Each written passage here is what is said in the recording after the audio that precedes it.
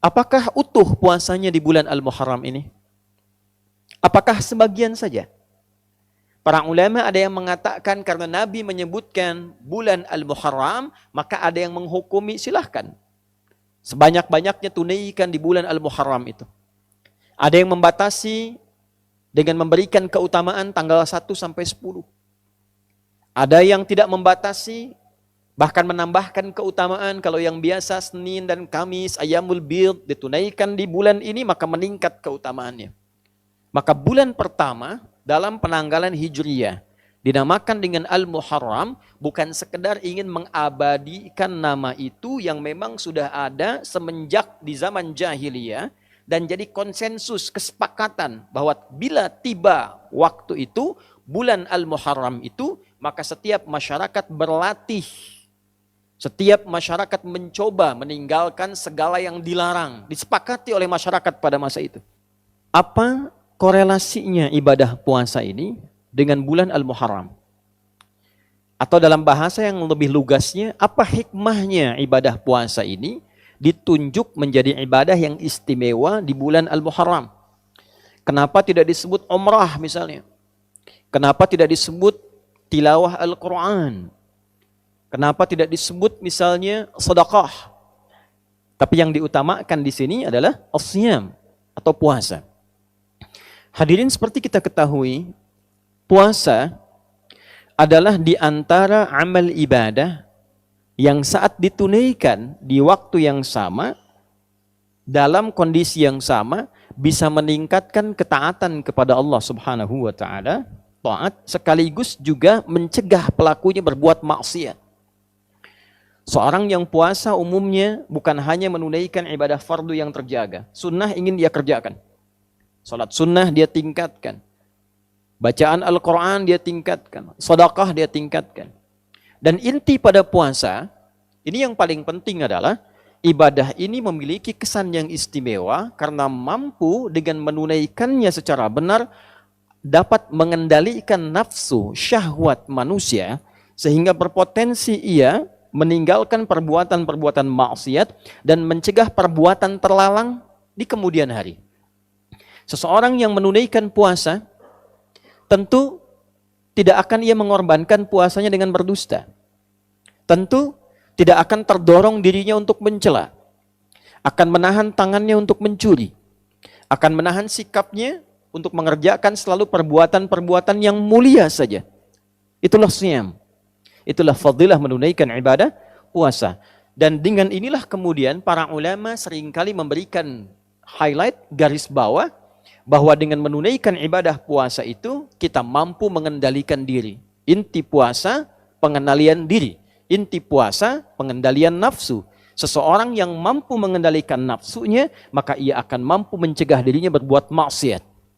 Itulah sebabnya nafsu ketika disebut dengan fujur di antara namanya, lawannya adalah takwa. Wa nafsi wa ma sawwaha fa'alhamaha fujuraha wa taqwaha. Tujuan puasa mengendalikan nafsu, meningkatkan takwa. Itulah sebabnya ketika 30 hari atau 1 bulan kurang lebih kita menunaikan ibadah puasa Ramadan, tujuan terbesarnya adalah meningkatkan takwa, mengendalikan nafsu. Ya ayyuhalladzina amanu kutiba alaikumus siyam kama kutiba alal ladzina min qablikum la'allakum tattaqun. Dengan menunaikan puasa itu diharapkan takwanya meningkat. Bila takwa sudah meningkat, otomatis nafsunya ditekan. Bila takwa meningkat, taatnya naik. Maka maksiatnya ditekan.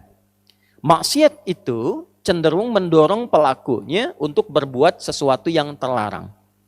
Perbuatan yang terlarang dalam syariat disebut dengan muharram. Mencuri terlarang, maka mencuri itu muharram. Minum khamar, miras santika itu muharram.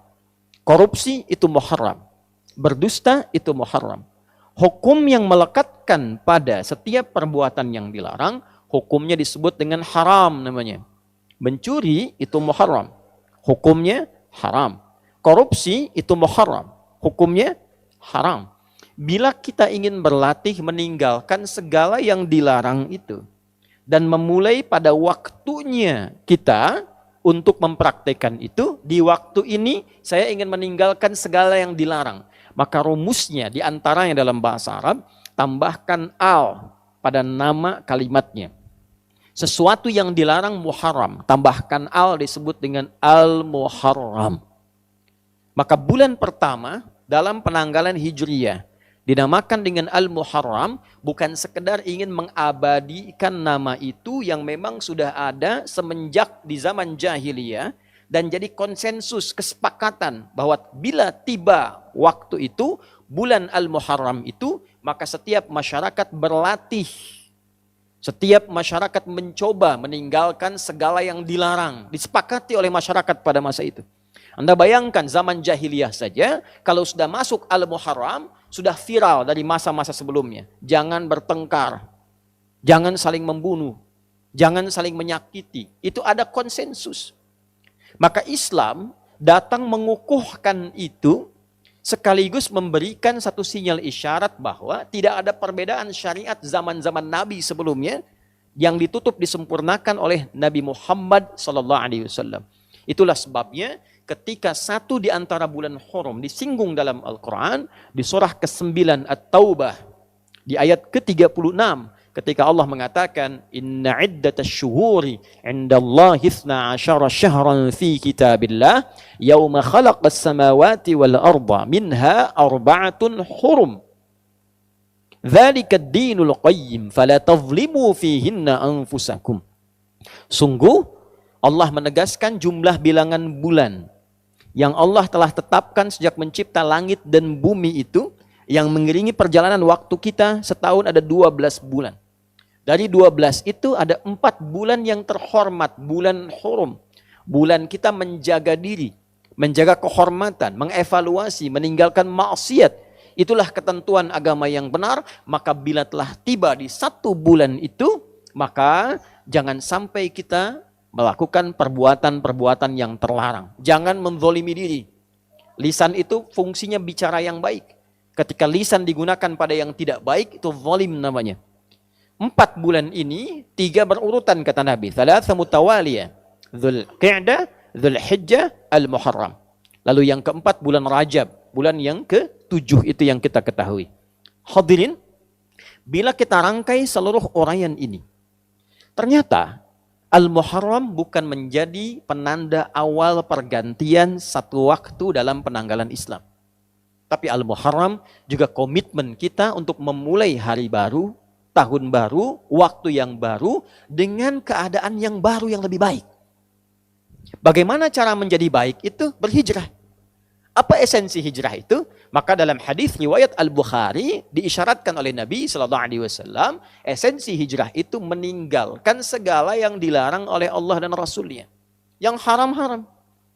Maka kalendernya hijriyah, bulannya Al-Muharram, perbuatannya koreksi diri kita, evaluasi diri kita untuk mencoba meninggalkan segala yang dilarang oleh Allah dan Rasulnya.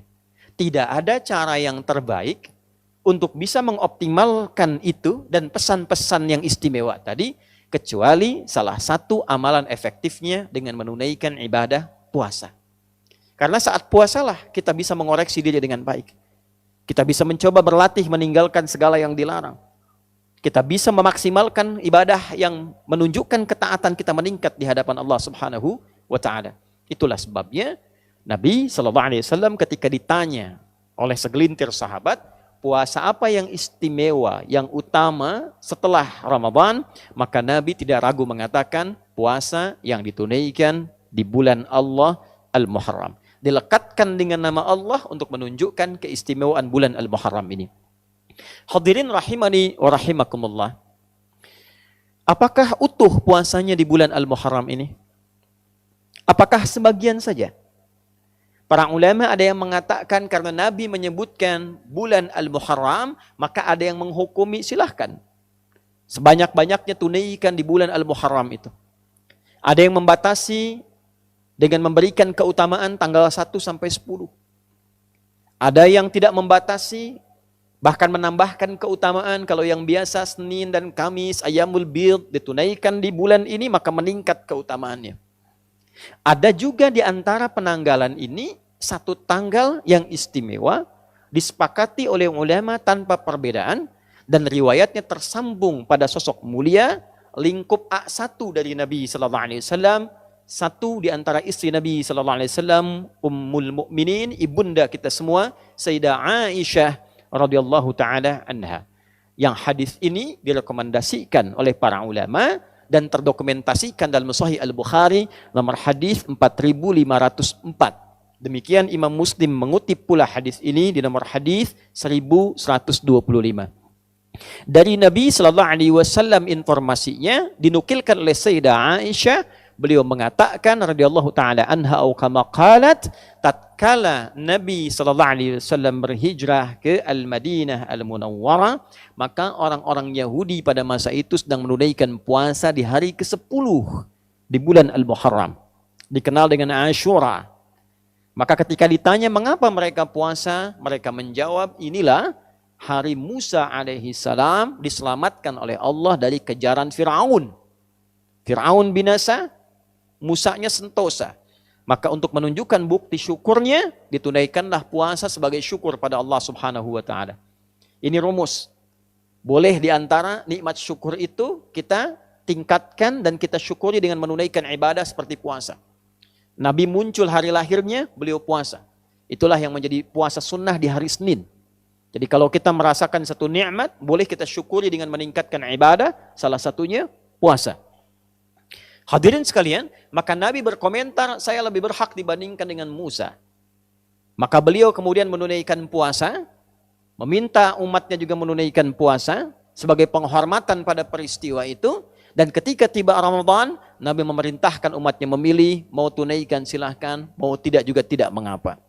Hadirin, ternyata penelusuran terhadap riwayat, bukan hanya peristiwa Musa yang terbebas saja. Nabi Adam alaihissalam turun ke bumi dan diterima taubatnya oleh Allah setelah menyampaikan kalimat indah yang diterima dari Allah, Rabbana zalamna anfusana wa illam taghfir lana wa tarhamna lanakunanna minal khasirin, yang diabadikan di Al-A'raf itu ternyata terjadinya 10 Al-Muharram.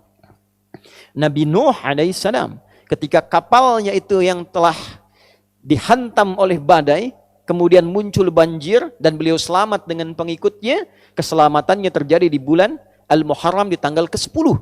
Dan peristiwa-peristiwa besar lain banyak mengiringi, menunjukkan perubahan, menunjukkan evaluasi, menunjukkan muhasabah yang inti seluruhnya ini terdapat dalam puasa. Jadi wajar ketika tanggal 10 Al-Muharram ada puasa sunnah dan memberikan manfaat menggugurkan dosa yang pernah dilakukan, maka bagaimana cara menjalaninya? Bukan sekedar menahan lapar dan haus, tapi kita mengoreksi diri kita seperti Nabi Adam mengoreksi dirinya, kakek moyang kita. Ada istighfar yang kita bisa sampaikan pada Allah subhanahu wa ta'ala. Yang kedua, ada yang dicontohkan memulai jalan baru untuk meninggalkan maksiat. Umat Nabi Nuh banyak maksiat, muncul banyak cobaan, muncul banyak masalah. Maka tolong dicek. Kalau dalam kehidupan banyak masalah yang tidak tuntas, tidak selesai, coba dicek. Kalau tandanya bukan ujian rasa cinta seperti Allah menguji para nabi, para rasul, boleh jadi ada maksiat yang pernah dikerjakan. Koreksi. Atau kita tunjukkan bukti syukur pada Allah. Selama ini jarang kita syukuri nikmat. Banyak meminta sesuatu yang tidak ada, yang ada lupa disyukuri. Maka ambil pada kisah Nabi Musa diselamatkan dari Fir'aun, syukuri. Maka niatkan hari ke-10 itu kita menunaikan puasa untuk mensyukuri nikmat Allah yang didapatkan sampai detik itu. Yang kedua, kita komitmen mengoreksi diri untuk menjadi pribadi yang lebih baik. Dan yang selanjutnya, kita menatap masa depan dengan menyiapkan agenda-agenda baru yang diridhai oleh Allah subhanahu wa ta'ala. Itulah Al-Muharram, itulah awal bulan Hijriyah. Bukan sekedar berganti tanggal, berganti tahun, berganti tulisan, tapi menghadirkan komitmen yang berganti dari maksiat kepada taat. Wa ma kana Allahu liyudhi'a imanakum. Jika ada hamba siapapun menunaikan sholat, aku nggak akan sia-siakan sholat yang dilakukan dengan imannya itu. Maksudnya apa? Akan dibalas, diberikan perhatian sesuai dengan kadar sholatnya. Disebut dengan iman. Dan yang paling dahsyat, ketika seseorang sholat menghamba, kan gerakannya ruku, sujud, menghamba kan? Maka naik statusnya dari sekedar manusia biasa menjadi abdun. Teman-teman, ini rahasia besarnya. Perintahnya fa'budni, yang kita baca iyyaka na'budu, asal katanya dari kata abada, orangnya abdun, zamannya ibad. Dan tidak pernah disebutkan dalam Quran kata abdun kecuali untuk mengangkat derajat hamba di hadapan Allah. Contoh, Nabi Muhammad ketika peristiwa Isra dan Mi'raj dipanggilnya dengan nama apa? Quran surah 17 ayat 1. Subhanalladzi asra bi'abdihi. Tidak disebut nabi, tidak disebut rasul, tapi abdun.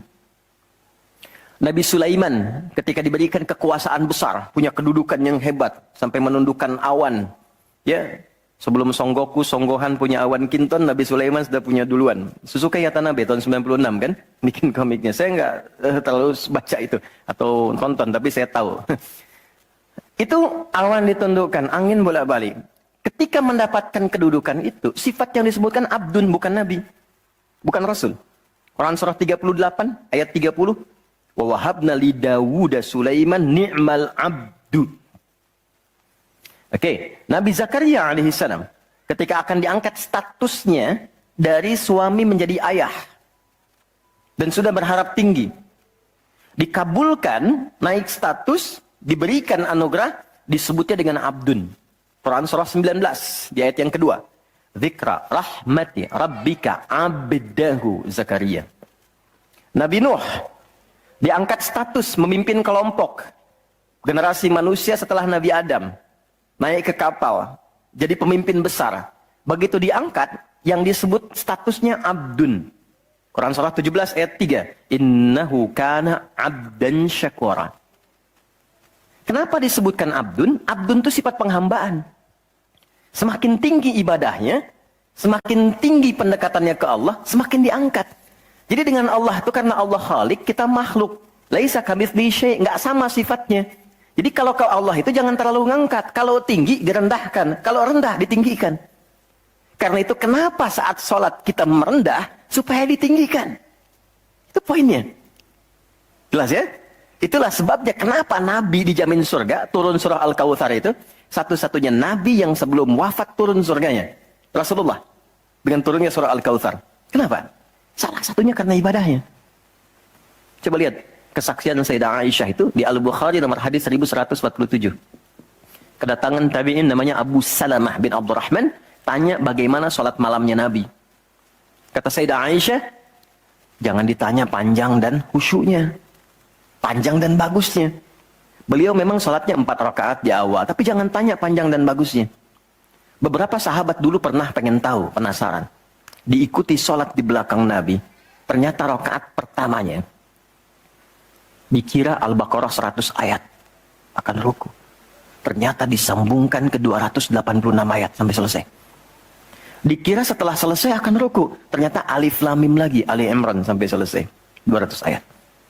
Dikira ternyata setelah la'alakum tuflihun 200 ayat Ali Imran akan ruku, nyambung An-Nisa 176 ayat.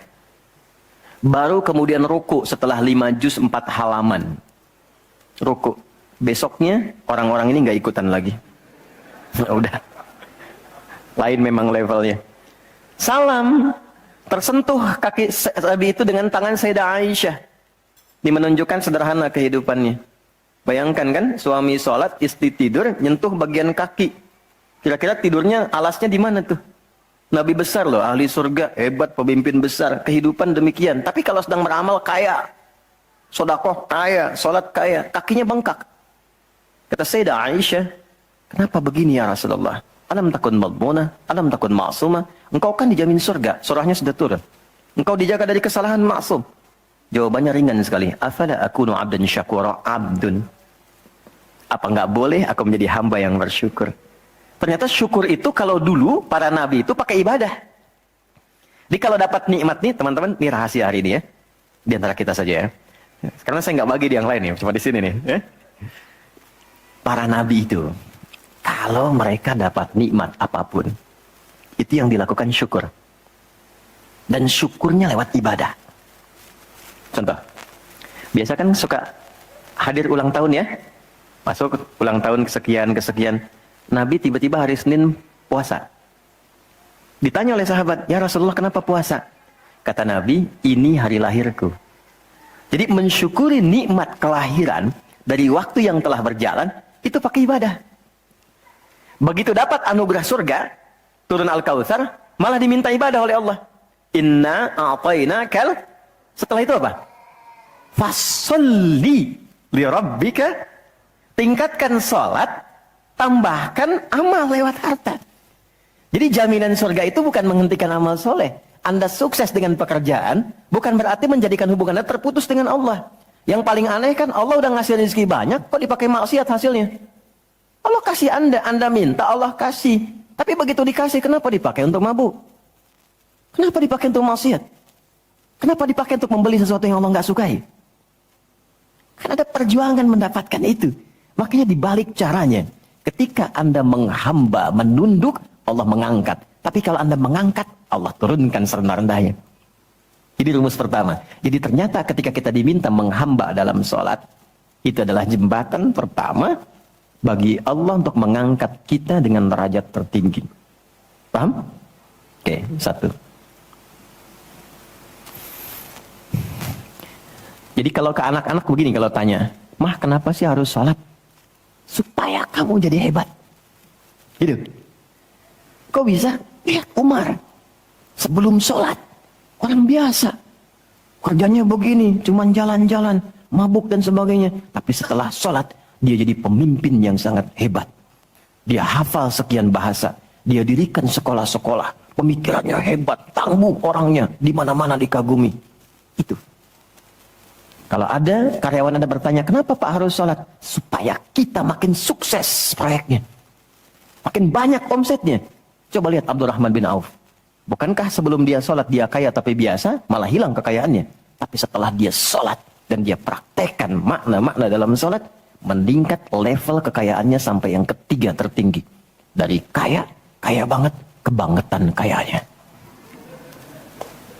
Tuh, kapaknya terbuat dari emas kan? Abdurrahman bin Auf. Itu setelah sholat. Itu viral sekali kisahnya. Ya? Ya, jadi ini bagian pertama.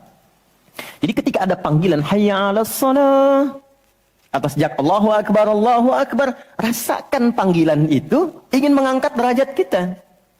Jadi kalau panggilan sholat itu dipahami sebagai hanya tuntutan ibadah, nanti jadi beban. Allahu Akbar, sing ngantuk ya Allah. Tapi ketika Anda sudah merencanakan, kan malamnya kita bikin kurikulum, kan kegiatan kita tuh nyambung. Malamnya istighfar, menyiapkan kurikulum untuk besok. Istighfar itu mengoreksi yang belum bagus apa hari sebelumnya. Katanya pengen ke surga, surganya Firdaus, tapi salatnya masih bolong-bolong. Baca Quran belum maksimal, sedekah belum ada. Kita koreksi, besok direncanakan. Saya pengen sholat di tempat ini. Besoknya saya akan misalnya mengerjakan ini, capaiannya ini. Bikin kurikulum A sampai Z. Begitu kita bangun tidur, dipanggil. Allahu Akbar, Allahu Akbar. Yang kita siapkan itu tadi, rencana. Dibawa menghadap Allah, minta kemudahan. Minta perlindungan, minta pengangkatan. Makanya kenapa sholatnya disebut subuh dari kata asbah. Sesuatu yang sudah siap dengan rencana. Wasubhi idza tanaffas. Quran surah 81 ayat 18. Di orang Islam itu bangun dari tidur, dia sudah punya rencana yang mau dia siapkan ke depan apa. Jadi nggak ada ceritanya ke depan bingung. Jam 7 mau kerjakan apa, 9 ada di mana. Rencana itu dibawa menghadap Allah.